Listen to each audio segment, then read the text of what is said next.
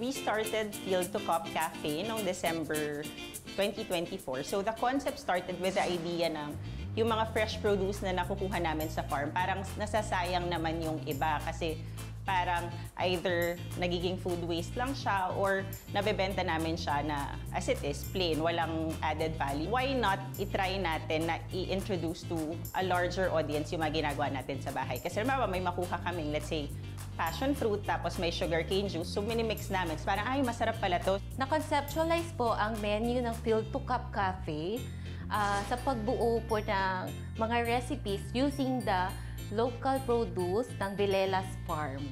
Sir, balita ko the best yung mga drinks nyo dito eh. Ano ba yung mga marerecommend mo? Meron po tayo, sir, na campfire s'mores. Bali, meron po siyang marshmallow na dinorge po natin para may konting arte. Tapos, okay. Tapos meron din tayo, sir, na sugarcane coffee latte. Na yung ice cube, sir, ay gawa po sa sugarcane. Okay. And then, meron din po tayong sugarcane K-Life, dayap. Dayap? Apo, yes. Freshly juice po. Ginamit po namin yung mga sugarcane stalks na sometimes nabubulok na lang din, and we make it sustainable using it as a stirrer and para mabalik yung culture ng food na noon ay pinapang-os ito. Sugarcane coffee latte.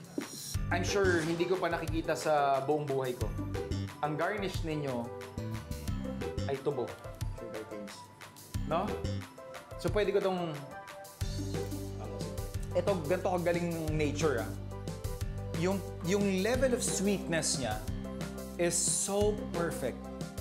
Hindi siya sobrang tamis, hindi rin siya matabang, hindi siya yung medyo matabang, hindi siya yung medyo matamis. Perfect. This is how you do it. So I'm assuming that the purpose of this drink is for you to be transported back doon sa Boy Scout, Girl Scout days mo. Nakapalibot kayo sa campfire. Ito yata yung experience na gusto nilang iparana sa'yo ulit. Yung flavor ng chocolate pero mas nutty. Yun yung na-experience ko sa kanya. And you know how much I am not a fan of sweet beverages. This one right here hits a sweet spot. Solid to ah.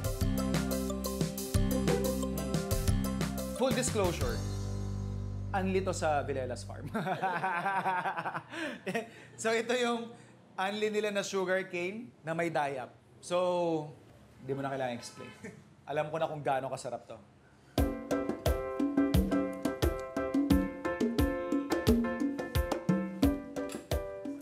For those who haven't tried sugarcane juice and dayap, iba man, I'm telling you. Iba yung sarap niya.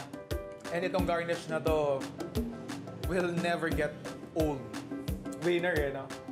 Then, last naman po, sir, na drink ko ay original naman po dito na Choco-Chino.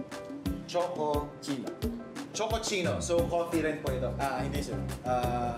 Chocolate sauce po siya with fresh milk na meron po siyang froth na milk sa taas para meron po siyang cappuccino na vibe. Yes.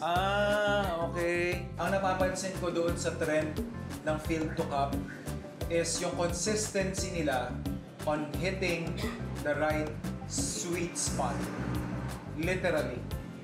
Hindi siya nakakaumay na matamis, hindi siya matabang. Just perfect.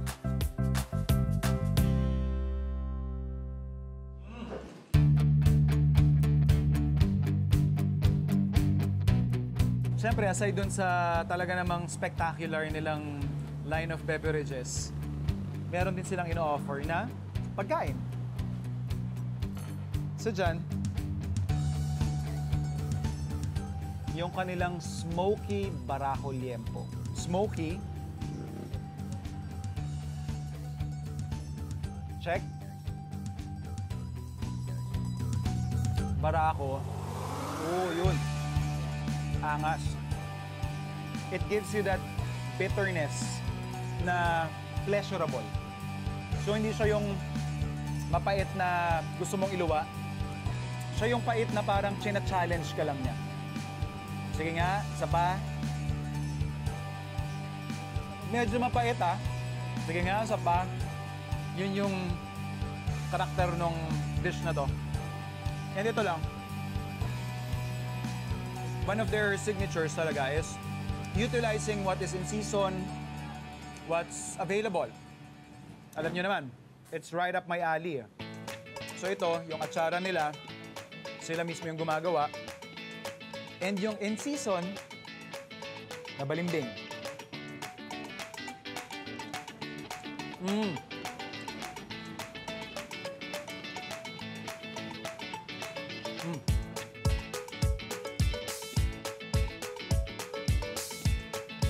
Sarap.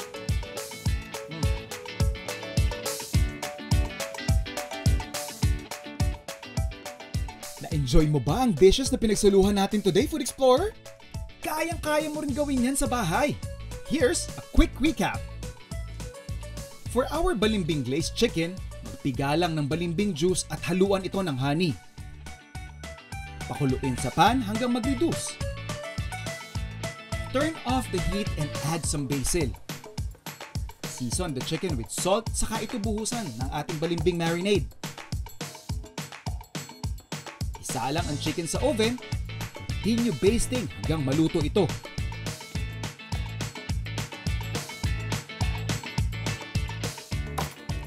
At para naman sa ating ginataang manok, sear the chicken, then add your aromatics. Season with fish sauce. Ihalo ang coconut cream. Ilagay ang saba, langka, at laman ng buko. Pakuluin hanggang maluto. Happy eating, Food Explorers!